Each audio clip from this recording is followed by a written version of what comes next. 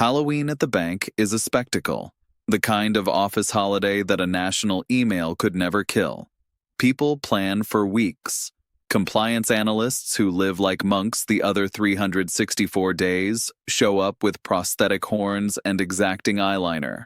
Risk managers bake cupcakes that look like tiny tombstones and brag about buttercream ratios. The trading floor decorates like a haunted hedge fund. It's our one sanctioned day for chaos, and last year I decided to stop being a spectator. I told myself it was for team spirit, for morale, for the way shared ridiculousness softens the edges of quarterly goals. The truth had a silkier texture. I wanted a day where the part of me I keep zipped behind suits could breathe under fluorescent lights and not be a secret for 8 hours. So I chose Elvira. I bought the wig first, a glossy black torrent with bangs sharp enough to cross-check a spreadsheet. The dress came folded in tissue like a dare, deep V, dramatic slit, sleeves that made every gesture a declaration. I added sheer black pantyhose because the way nylon hums as it climbs my calves has always been my nervous system's favorite lullaby. Heels, of course, not skyscrapers, but a height that sanctifies posture. I practiced makeup in the bathroom mirror with the precision I usually reserve for budgets. Foundation blended to truce, liner winged like it had somewhere to be, lips lacquered a dangerous red that made my own mouth look like it might tell the truth. By the time dawn bleached my apartment windows, my reflection looked like a version of me that had finally found her light. I slipped into the dress, the silk lining cool at first kiss, then warming as it learned my temperature. The zipper whispered closed.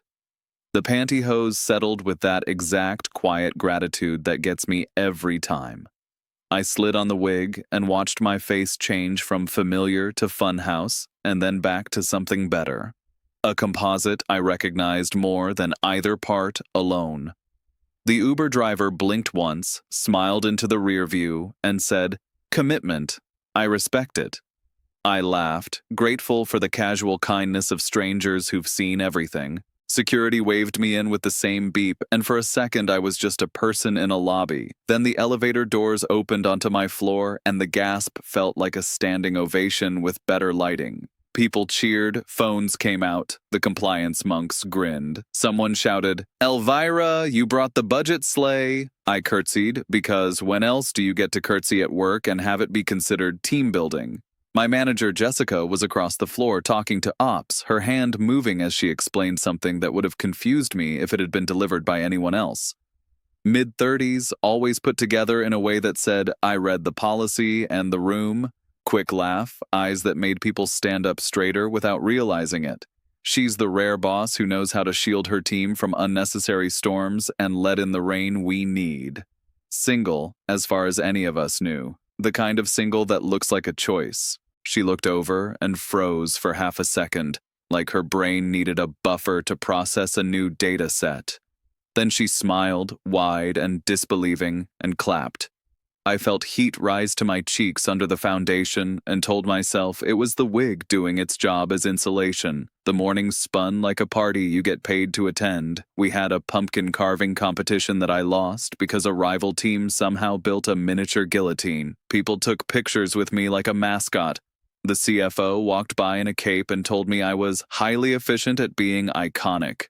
I tried to pretend that the nylon whisper at my knees wasn't making the whole day glide smoother. What I hadn't anticipated was Jessica's gaze. Not constant. She's a grown woman with responsibilities and better things to do than stare at one of her analysts. But there. Soft. Curious. I'd catch her eyes on me during a meeting and then catch the quick flick away when mine met hers, like we were playing a game neither of us had signed up for and both of us secretly wanted to win. The first few times, I assumed I was projecting. By lunch, the pattern had declared itself. Every time our eyes met, I felt a zip of current along my skin, tiny and specific, like static that only the best fabrics make. In the afternoon, I had a genuine question about a billing exception, so I messaged her. She walked over instead of pinging back. "Teach me this one," I said, because Jessica knows numbers and narratives and how to make one explain the other. She leaned over my chair, warm citrus, and some far-off note of jasmine in the air, and pointed at the line item. Her blouse brushed my shoulder, light as permission. When she reached to tap the screen, her hand grazed the back of my dress, my thigh where the slit revealed a modest inch of nylon. The touch was accidental, or nearly so. My breath found a slower tempo anyway. It's funny how fabric changes the temperature of a moment. In a suit, that graze would have been neutral. In pantyhose, it felt like a page turned carefully in a book you've been waiting to read. Try moving it to accrual and explaining the variance up front, she said, voice low because an open office is an open ear. She lingered a heartbeat longer than instruction requires. I pretended to reread the cell while my skin recalibrated to this new variable in the day. By 5, the Halloween committee, yes, we have one, had reserved the bar 2 blocks over for happy hour. The whole floor leaked into the street in wigs and fake blood, and one very committed dinosaur costume that had to be shepherded around corners. The bar smelled like old wood, new beer, and fried something honest. I ordered a club soda to start because heels are braver at altitude when you respect their engineering. Jessica was there already, laughing with legal, red lipstick tonight that made my mouth think about kissing like an academic subject. I noticed her pace before I admitted it to myself. She drank faster than usual, not sloppy, just decisive, and every time I glanced over, her eyes were on me, or had just been and were fleeing the scene. Friends drifted in and out of my orbit. Seriously, where did you learn eyeliner?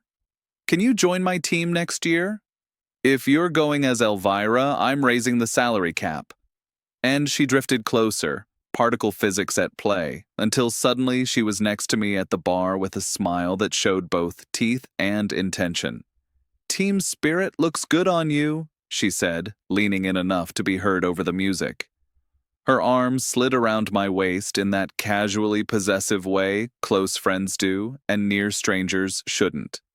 My body chose not to mind. The nylon at my hip turned the contact into a low-voltage blessing. I can't decide if I'm more impressed by the heels or the commitment to hosiery. I laughed into my drink. Textile investments are my specialty. She tilted her head. I've noticed you're good with portfolios. The double meaning hung between us like a chandelier. As the early levers waved and the dinosaur dry heaved into a trash can, her hand tightened at my waist and then retreated just enough to be polite. Her face moved close to my ear, her breath cool from mint. You look so hot dressed up like that, she whispered. Why don't you come back to my place and we can have a final drink there? The sentence was a match struck in a room that had been pretending it wasn't filled with candles. I said yes before my fear could schedule a meeting. The Uber ride back to her building felt like the world deciding to leave us alone for a minute. We made small talk about costumes we'd seen, about the guillotine pumpkin, anything to give our bodies time to catch up with our choice. In the elevator, I caught our reflection, her in sleek black with that red mouth, me and unlikely Elvira, both of us grinning like we'd finally remembered the punchline of a long joke. Her apartment was the kind of warm tidy that suggests a person who knows how to host without needing to pilot a yacht. She poured 2 neat drinks and kicked off her heels with a sigh that sounded like relief's older, cooler sister. Before anything, she said, handing me a glass, I feel obligated as your manager to say we don't do anything you'll regret tomorrow. And we pretend we're both adults who know the HR handbook and how to navigate the real world. Understood, I said, meaning it, appreciating it, my heart doing a faster dance anyway. She perched on the edge of the couch and gestured for me to sit. Also, a confession, she added, eyes bright with the relief of finally reaching a point in the conversation she'd been driving toward all night. I have a huge, unkillable thing for men who wear women's clothes, not as a joke, as a joy, as a language. You in that dress is, it's unfair.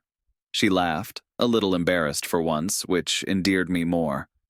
And you should also know that, even if tonight is just this, 2 people who like each other's faces and fabric choices, it will still be my favorite Halloween since I was 7 and went as a thunderstorm. I told her the truth I've told very few, that since college I've kept a drawer full of softness that saves my brain. That silk and nylon are how I turn the volume down on days that won't stop shouting. That panties and pantyhose and a dress have been my private treaty with myself. That most women I've confessed to have either fled or tried to negotiate me into a version of manhood that didn't fit. She listened like my words were a song she'd paid for. "I'm sorry they made a small thing big and an honest thing guilty," she said. "For the record, in this living room, silk is a utility, not a sin." We sat there a minute, two people behind enemy lines, realizing we were on the same team. The first kiss wasn't fireworks, it was a door unlocked. Her hand found the back of my neck, her thumb traced my jaw, and the wig didn't get in the way because she had the presence of mind to slide it back with a laugh. My palm skimmed her knee through her stockings and felt the quiet electricity that happens when nylon meets skin and consent. We didn't rush past the point where the night could still turn into just good conversation. We let it be exactly as much as it wanted. No more. The weeks after were a careful, greedy secret. We didn't become teenagers in a hallway. We became adults with calendars. At work, nothing changed in the ways that mattered to anyone else. She ran meetings with the same efficiency. I delivered models that behaved. We kept our diagonals distant on the floor, but my phone gained a new gravity. Midday, a text would arrive like a gasp. A photo of a fabric swatch. "Thought of you." A sentence that looked like a dare. "Tonight, opaque or sheer." A gif of a vintage ad with a caption. "This week's vibe." I hid laughter in my coffee mug more than once. The thrill wasn't only desire, it was being welcomed where I am most myself. Sometimes she'd swing by my desk with a perfectly normal question and a glance that made my tie feel like a costume. Sometimes I'd catch the scent of her perfume in the hall and know exactly how the evening would end. Not with a sprint, but with slow music and the small, precise pleasure of rolling nylon up in a room where someone else loved the sound as much as I do. Friday nights became a ritual we didn't schedule, but never skipped. I'd arrive at her place with a garment bag that made my hands feel like I was carrying a violin. She'd have chosen the soundtrack and chilled something cheap and bubbly because bubbles are therapy with better marketing. We'd lay fabrics out on the bed like swatches for a life. She learned the names of things the way good managers learn systems, not to be a tourist, but to be fluent. She called denier by its right number. She understood why seams are a promise. She helped zip and fussed with straps and laughed when I tried to make eyeliner symmetrical in a hurry. She was patient with my nerves, reverent with my relief. The passionate parts didn't need pyrotechnics to be real. The slide of silk under her palm, the soft scrape of a nail along my thigh where nylon had turned skin into instrument, the warmth of a hand at the small of my back, guiding me through the tiny geography from kitchen to couch. The kiss that starts as thank you and tips into yes. The way she'd rest her forehead against mine in that early, easy silence afterward and whisper something dumb and perfect, like, "You look like trouble I'd schedule twice." None of it was explicit. All of it was precise. Work stayed work because we made it so. We asked ourselves the questions adults ask when power and romance share a table. We read the policy. We made contingency plans. We promised to be the ones to draw the line if the line needed drawing. We were careful because care is what turns risk into choice. That caution made everything else safer. The texts, the Friday unpacking of a week's worth of weather, the moment in a meeting when our eyes crossed and said nothing and everything. 9 months of this made seasons feel like moods. Winter turned to spring, the tights went from opaque to sheer. We swapped red wine for rosé and then pretended we hadn't. My drawer at home got better organized because I now had someone to narrate my storage strategy to. Her closet gained a section that was mine without needing a label, and every time I saw the hosiery box tucked beside her boots, I felt the kind of gratitude that doesn't show up on thank you cards because there isn't enough room for it. She kept being good at her job and better at being human. She advocated for me in rooms I'm not in without turning it into favoritism. She praised me publicly and critiqued me privately because that's how trust grows legs. She never weaponized the secret. She never made my softness small. On bad days, she texted, "Black dress, large glass, my place." On good days, she texted, "You in that gray slip, because celebration deserves satin." Every so often, the old fear pricked. I'd hear a joke in the break room and remember the girls who ran, the glances that turned curiosity into cruelty. Then my phone would buzz. A little dress emoji, a lightning bolt, a heart that wasn't red, but something like champagne. My body would unclench a fraction. I'd go home and step into something that made breath behave, and she'd meet me at the door like I was exactly the person she'd been waiting for all day. I've told women before, some wrinkled their mouths like the words were bitter and they were doing me a favor by swallowing. Some smiled and then flinched when fabric turned from idea to presence. Some assumed I was gay and then left because they were shopping for certainty, not a person. I don't begrudge them their limits. I just eventually refuse to call those limits mine. Jessica didn't turn my secret into a test I could fail. She turned it into a room we could both walk into barefoot. I think about the future more than I used to. Not in spreadsheets, but in meals and mornings. The thought has a weight to it now, heavy the way good blankets are. I picture asking, not on a Friday night under the polite conspiracy of lamplight, but on a Saturday morning in daylight, coffee and croissants and no makeup, me in opaque tights because it's cold, a ring tucked somewhere stupid, inside a hosiery box maybe, because a joke is a good shield against terror. I picture us sitting with HR like adults and saying, "We'd like to make our lives official. What paperwork do you need so the news doesn't feel like a problem?" I picture moving a garment bag into the closet on a Tuesday and realizing I forgot which drawer used to be mine because they're all ours now. I don't know when I'll ask. I do know that the question has stopped sounding like a risk and started sounding like a home. I'm a numbers guy in finance who happens to love things that catch the light. I wore a black dress with black pantyhose and a wig to work one day, and my boss, an attractive, kind, terrifyingly competent woman, kept looking at me like the world had finally done her a favor. She brushed my back and my leg once, and my whole nervous system took notes. We went to a bar and then to her place, and she said what she liked and I said what I am, and we built a set of rules that let us be brave without being reckless. It's been 9 months of texts and fabrics and laughing at the right times and letting Friday be church. It's the best relationship I've ever been in. It's a story I would have been afraid to tell a year ago. One day the bank will put away the fake cobwebs and turn back into a place where money moves and the air smells like coffee and ambition. One day Halloween will come again. Maybe I'll go as Elvira again. Maybe I'll go as myself, in a suit that behaves and sheer pantyhose under the trousers, because why not? Because the way wool slides over nylon is a secret I don't owe anyone but can keep for me. Maybe Jessica will wear red again and look at me like the floor is ours. I want to marry her.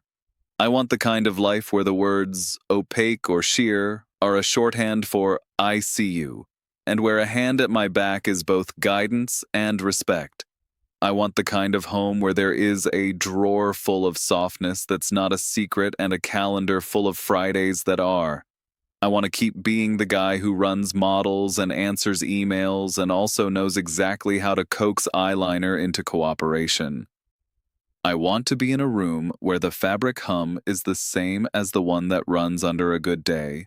Halloween was supposed to be a costume. It turned out to be a mirror. I looked in and liked the person looking back, and somebody I respect did too. The rest of the story is us, being careful and greedy and saying yes to the version of life where silk is a utility and love is a policy we're both happy to sign.